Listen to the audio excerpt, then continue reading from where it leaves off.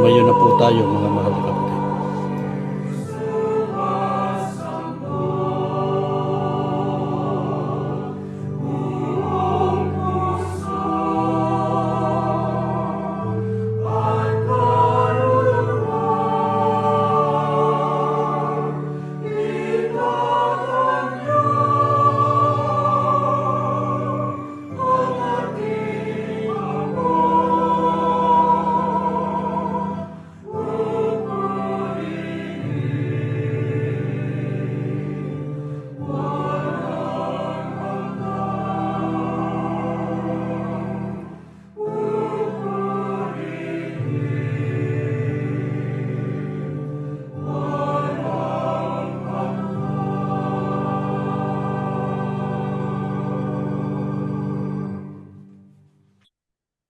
Manabing Diyos. Salamat po ng napakarami.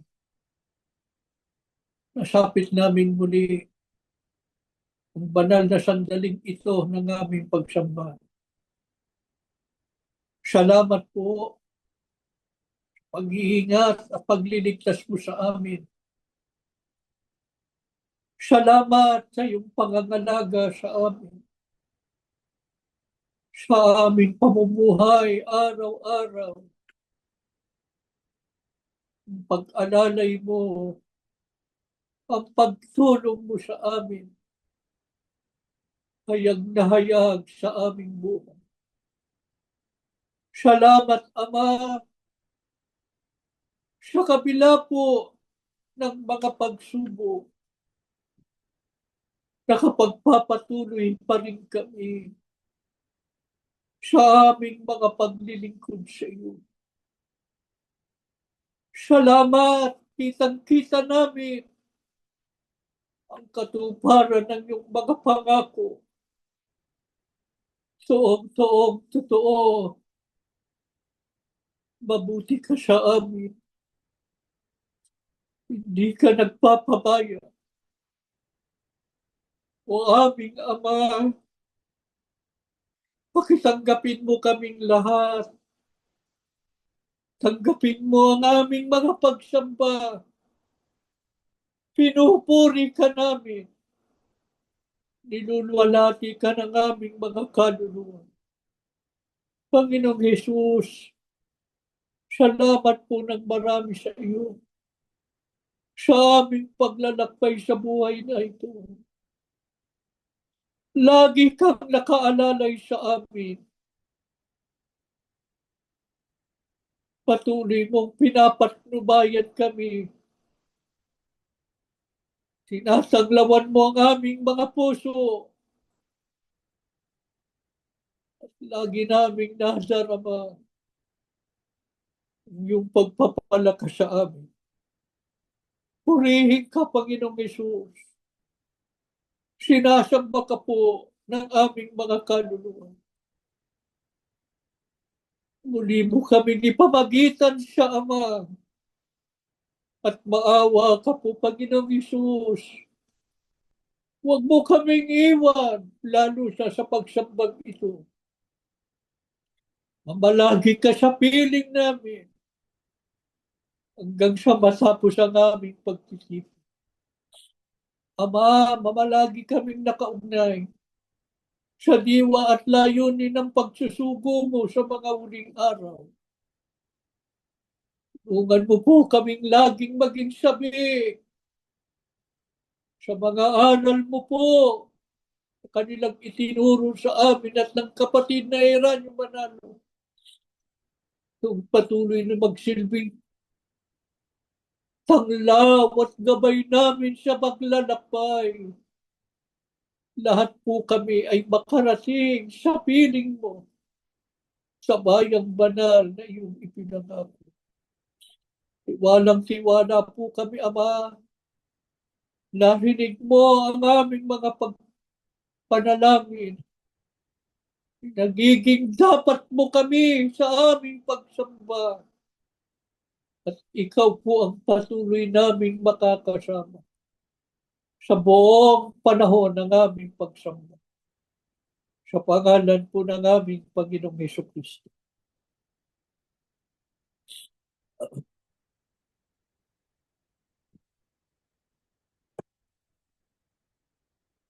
Na mahal na kapatid. Napakahirap na po ng buhay. Kita natin, kalagayan ng maraming tao sa mundo. Maalingaw-ngaw ang mga balita tungkol sa mga kaguluhan at mga digmaan sa iba't ibang panig ng mundo. Nakagulo, mga tao, may mga bansa, sila-sila ang nag-aaway, mga mamamayan ay po-protesta laban sa kanilang gobyerno. Gayon din ang malalakas na iba't ibang uri ng mga kalamidad, mga salo ng karamdamang nakamamatay. Lahat po ng ito ay lalong nagpaluba ng kahirapan. At dahil dito, tumaas ang antas ng kriminalidad at mga korupsyon. Tayo man po na mga tao ng Diyos, tagawakas ng lupa, ay apektado rin ng mga bagay na ito na nangyayari. Sapagkat narito pa po tayo na nakikipabuhay sa daigdig. Paano po tayo makakasurvive? Paano po natin malalampasan lahat ng mga nakapangingilabot na nangyayari sa mundo? Ano po ang pangako ng Diyos sa atin na mga tagawakas ng lupa o sa mga huling araw na ito? Hindi tayo pababayaan ng Diyos. Yan ang pangako niya. Siya ay laging nakahandang makinig at tugunin ang ating pangangailangan. Kaya ano ang matibay na pananalig ng lingkod ng Diyos? Ng mga tagawakas ng lupa. Ang sabi niya sa awit 61, 1-3, dinggin mo ang aking daing, O Diyos. Pakinggan mo ang aking dalangin. Mula sa wakas ng lupa ay tatawag ako sa iyo. Pagka nang lupaypay ang aking puso, patnubayan mo ako sapagkat ikaw ay naging aking kanlungan. Matibay na muo sa kaaway. Alam na alam natin, mga kapatid, kung sino po ang tinutukoy sa tagawakas ng lupa. Tayo yan ang mga naging bunga ng sugo ng Diyos sa mga wakas ng lupa o sa mga huling araw na ito. Si kapatid na Felix Manan. Sa makatwid tayo ng mga tagawakas ng lupa ay dapat maging panatag sa paglilingkod sa Diyos. Ano man ang maging sitwasyon ng buhay sa mundo. Sapagkat ang Diyos ay papatnubay sa atin. Siya ang ating kanlungan, siya ang ating matibay na buo. Natanungin ko kayo mga kapatid, kung ang Diyos po ba ang pumapatnubay sa atin? Madadamay kaya tayo sa mga nangyayari sa mundo? Mapapariwara kaya tayo o mabibigo sa ating mga mabubuting hangarin sa buhay? Hindi. Kung ang Diyos ang ating kanlungan at matibay na moob, mapapahamak kaya tayo sa panahon ng mga kasakunaan o mga kalamidad, mga digmaan o ano magkaguluhan sa mundo? Hindi rin. Ano po ang lalong nagpapatunay na tayo bilang mga tunay na kaanin sa Iglesia ni Cristo sa mga wakas ng lupa ay pakikinggan ng Diyos kapag tayo ay tumawag sa Kanya. Sa hula po ng Diyos, sa Zacarias 13:9, ay ipinagpaunan na niya ang kanyang pangako. Ang sabi ng Diyos, sila'y magsisitawag sa aking pangalan at akin silang diringgin. Aking sasabihin sa bayan ko. At kanilang sasabihin, ang Panginoon ay aking Diyos. Tayo po ba tinutukoy dito? Opo. Ang sabi ng Diyos, aking dadalhin ang ikatlong bahagi sa apoy. Ikatlong bahagi ng lupain. At sila'y dadalisayin ko na parang pilak na dalisay. At sila'y susubukin ko na parang pagsubok sa ginto. Mararaanin sila sa pagsubok. Sino ang ikatlong bahagi ng lupain na tinutukoy? Nilinaw yan ni Apostol Pedro sa Gawa 2:39. Tayo na taga malayo o sa malayong silangan o ang bansang Pilipinas sa mga wakas ng lupa. Nang sabihin ni Apostol Pedro, sa inyo ang pangako. Ang kausap niya noon ay yung mga kaanib sa Iglesia ni Cristo na mga Hudyo. At sa inyong mga anak, sa inyo ang pangako, yun ang mga Hudyo. At sa inyong mga anak, sino yan? Yun ang ikalawa, mga anak o bunga sa pangangaral ng mga Hudyo, ang mga lahing hinsil. Pero may pangatlo pa, at sa lahat ng mga taga-malayo, malayong silangan, malayong panahon, sapagkat malayo sa panahon ng mga apostol. Tayo yan. Ikatlong bahagi. Mga kaanib sa Iglesia ni Cristo. Tagawakas ng lupa, yan ang panahon natin. Mga huling araw na ito. Malayong silangan, Pilipinas. Sa Pilipinas, bumangon ang Iglesia ni Cristo sa mga huling araw. Sa pamamagitan ng kapatid na Felix Y. Manalo. Ano ang matibay na pangako ng Diyos kapag tayo ay tumaan sa mga pagsubok? Ang sabi ng Diyos, sila'y susubukin ko na parang pagsubok sa ginto. Sila'y magsisitawag sa aking pangalan at akin silang diringgin. Siyempre, pagka ikaw ay dumaan sa pagsubok, lalo na kung mabigat ng pagsubok, di ka sa tao, manghina, nanlulo mo. Dumarating ang pagkakataon na pipigati, nananaghoy sa hirap, sa pagtitiis. Kaya tatawag sa Panginoon, mananalangin sa Diyos, sapagkat mayroong karapatan at pribilehiyong ipinagkaloob ang Diyos.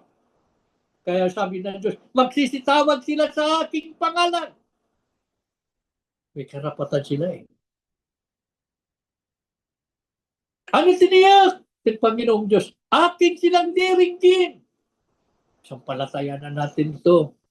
Mabuti, mga kapatid. Ano man ang maging kalagayan ng buhay natin, gaano man kabigat ang pinagdaraanan natin sa buhay, tanda natin ang pangako ng Diyos. Manalangin tayo sa Kanya, sapagkat diringgin niya tayo. Sa ibabaw po ng lahat, anong pangako ng Diyos ang dapat nating asahan bilang mga lingkod niya sa mga wakas ng lupa? Ang pangakong kaligtasan.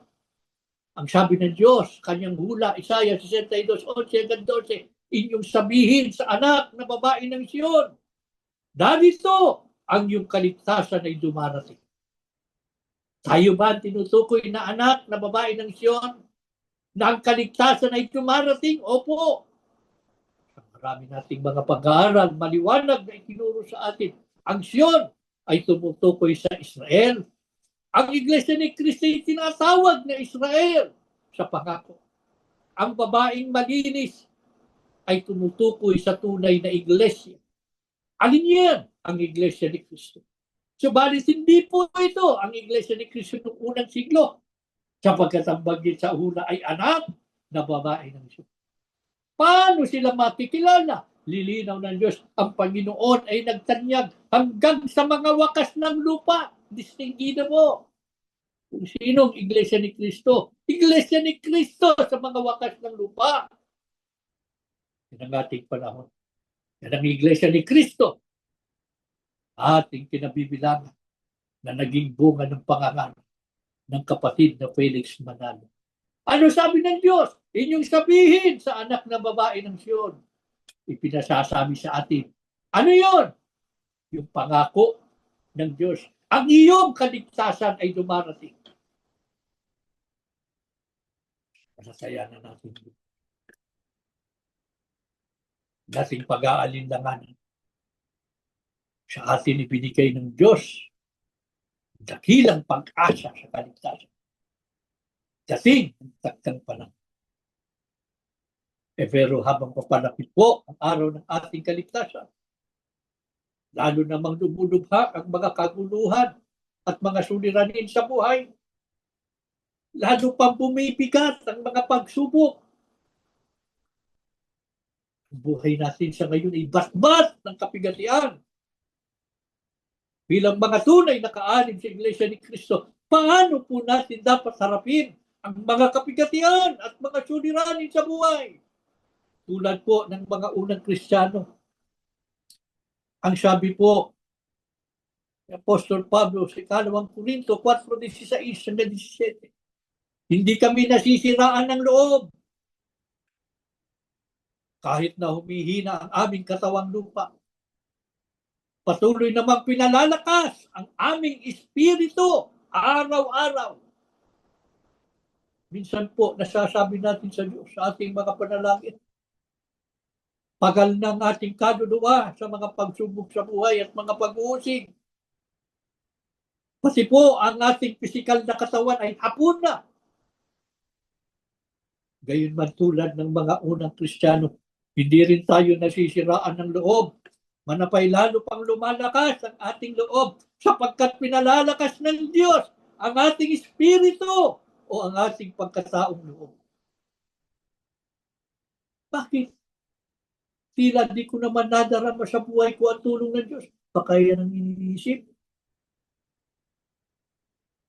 Sinasabi ng ilan. Bakit parang nawawala naman ako ng pag-asa? Anong payo sa atin ng Biblia?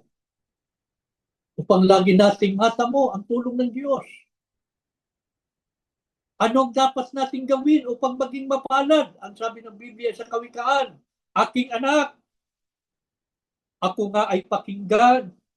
Sundin ang payo ko. Ang turo ko, idinggin mo. Huwag mong pababayaan, ni lalayuan ito. Ano garantiya? Ang sabi ng Biblia, liligaya ang iyong buhay. Ang makasumpong sa akin ay nakasumpong ng buhay. Makaswid, upang masumpungan natin ang Diyos at lagi nating matamo ang tulong at patnubay ng Diyos. Lagi tayong makinig at sumunod sa kanyang mga kautusan. Ano po tiyak na matutupad sa ating buhay? Sa buhay pa lamang na ito, liligaya ang ating buhay. Higit sa lahat, ano pinakadakilang biyayang matatamo natin ayon sa Biblia? Tiyak na masusumpungan natin ang buhay na walang hanggan. Ano ba nagpapaligaya sa buhay mo, kapatid? Na hindi labag sa kalooban ng Diyos. Ano man yun? Siguradong ipagkakaloob ng Diyos. Ano po ang ating maasahan sa Diyos? Kaya tiyak na liligaya ang ating buhay kung magiging masunurin tayo sa Kanya. Ang sabi ng Biblia sa 3:1-4, ang aral ko ay huwag mong lilimutin. Lahat ng aking utos sa isipan mo itanim upang araw mo'y tumagal, humaba ang iyong buhay, at maging masagana sa lahat ng kailangan. Sino sa inyo nag-aangan dito, mga kapatid? Mahabang buhay at masagana. Walang mintis na ito'y matutupad sa buhay ninyo kung ang mga aral ng Diyos ay hindi ninyo kalilimutan, manapay magiging sandigan ng ating buhay. Sana ganito tayo lahat, mga kapatid. Ano man ang maranasan natin? Mga panggigipit, mga pag-uusig, iba't ibang pagsubok. May mga sandali na tayo lumuluha dahil sa bigat ng mga dalahin sa buhay. Pero kailanman ay huwag sumagi sa isip natin na bumitiw sa pagsunod sa mga aral ng Diyos. manapay matasagsayang manindigan hanggang wakas. Bakit? Tutupad sa atin ang pangako ng Diyos. Ano pa pangako ng Diyos kaya tiyak naliligaya ang ating buhay? Ang sabi ng Biblia, pananalig at katapat ay huwag mong tatalikuran. Ikwinta sa iyong leeg at itanim sa isipan. Sa gayon, malulugod sa iyo ang Diyos at kikilalanin ka ng mga tao. Di ba ito ang pangarap ng maraming tao? Na sila'y makilala ng sanlibutan, maging tanyag. Realidad ito sa buhay. Ang gusto ng tao ay recognition. Paano natin ito mararating? Matatag tayong manalig sa Diyos at panatilihin ang katapatan sa Kanya. Maging patakaran ng ating buhay na laging sumangguni sa Diyos at mabuhay sa pagsunod sa Kanyang mga kautusan. Kaya anong mahigpit na tagubilin ng Diyos lalo na sa mga kabataan na maraming pangarap sa buhay. Ang sabi ng Biblia sa 3:5 hanggang 7, sa Panginoon ka magtiwala, buong puso at lubusan, at huwag kang mananangan sa sariling karunungan. Maraming mga taong likas na matatalino at marurunong. Subalit ano panawagan ng Diyos sa kanila? Ang sabi ng Biblia, huwag mong ipagyabang ang iyong nalalaman. Igalang mo sundin ang Panginoon at lumayo ka sa kasamaan. Huwag po nating tutularan ang ibang mga tao na naging marurunong at maalam. Subalit ginamit ito sa kasamaan. Kahit pa sila yumaman at sumagana, pero sa masamang paraan, ay huwag tayong matutok sa mainggit at gumaya. Ano ang utos ng Diyos? Ang sabi ng Biblia, sa lahat ng iyong gawain, siya ay alalahanin upang ikaw ay patnubayan sa iyong mga sasahan. Kaya, mga kapatid, lalo na sa mga kabataan, kung gusto nating masiyak ang tagumpay at matupad sa buhay natin ang ating pangarap, lagi tayong humingi ng patnubay sa Diyos sa pamamagitan ng panalangin. Tama ang ginagawa ng marami sa inyo. Ano man ang plano ninyo sa buhay, nagpapanata muna. Laging tumatawag sa Diyos, nananalangin. Niyahabilin sa kamay ng Diyos ang magiging resulta. Ang nasa isip ng tunay na anak ng Diyos. Yung kalooban ng Diyos ang mag-aari sa buhay niya. Ang gagawin niya ay kung ano nakalulugod sa Diyos. Ang tutuparin niya ay kung ano ang aral ng Diyos. Ano man ang maranasan niya, ano man ang sitwasyon ng kanyang buhay, itiniwala na niya sa Diyos ang lahat. Basta sa Kanya, magpapatuloy siya sa pagsunod. Sinasampalatayanan niya lahat ng pangako ng Diyos matutupad sa buhay. Ganyan sana tayong lahat, mga kapatid. Anong mahalagang dapat lagi nating hilingin sa Diyos? Lalo na sa ganito nating mga pagsamba. Gaya ng panalangin ng lingkod ng Diyos sa awit 27:4 hanggang 5. Ang sabi niya, sa Panginoon ay isang bagay lang ang aking hiniling. Iisa lamang talaga ang aking aangarin. Ang tumira sa templo niya habang buhay. Bakit? Ano gusto niya? Ang sabi niya, upang kagandahan ng Panginoon ay aking mapagmasdan at doon humingi sa Kanya ng patnubay. Sa makatwid sa pagsamba, doon siya nananalangin upang humingi ng patnubay ng Diyos. Ano ang matatag na pananalig niya? Kapag siya'y nasa pagsamba, ang sabi niya, itatago niya ako kapag may kaguluhan. Sa loob ng kanyang templo, ako'y iingatan. Sa ibabaw ng batong malaki, ako'y ilalagay. Kaya wag nating pababayaan kailanman ang mga pagsamba, mga kapatid. Ano man ang ating maranasan sa buhay, Saan man kayo naroon, ano man ang sitwasyon ng buhay ninyo sa kasalukuyan, huwag nating iiwan ang pagsamba. At sa tuwing tayo nasa pagsamba, huwag tayong magsasawa sa pananalangin sa Diyos. Sa ganitong pagsamba, dito natin ihayag sa Diyos ang lahat ng ating mga pagdurusa at mga kaapihan. Dito natin iamilin sa Kanya ang ating buhay at kapalaran. Nasa inyo na ang pagkakataon, mga kapatid, para kayo mismo ang lumapit sa Diyos. Sabihin na ninyo sa Kanya kung ano ang inyong pangangailangan. Isumbong na ninyo sa Kanya ang inyong mga pagdurusa at humingi tayong lahat ng patnubay niya.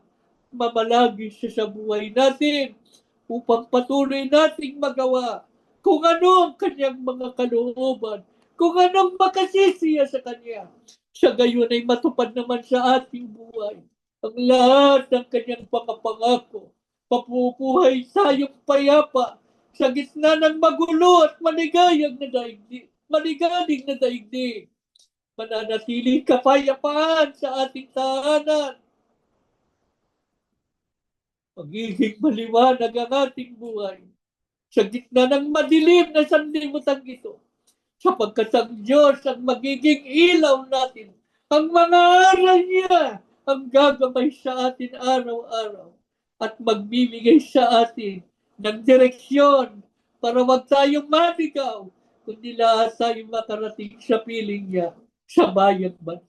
Tumayo kayo mga kapatid at tayong mananalangin. Ama na aming Diyos, salamat po ng marami sa iyo. Ipinagunita mo muli sa amin ang aming dakilang karapatan, ang pribilehiyong ibiniyaya mo na kami mayroong karapatang tumawag at manalangin sa iyo. Ikaw mismo ang nagpahayag, aming Ama. Pagka kami tumawag sa iyo, diringgin mo kami. Ikaw ang aming muog at kanlungan.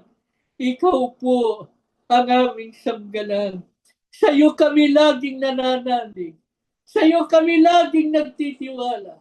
Sa iyo kami laging tumatakbo.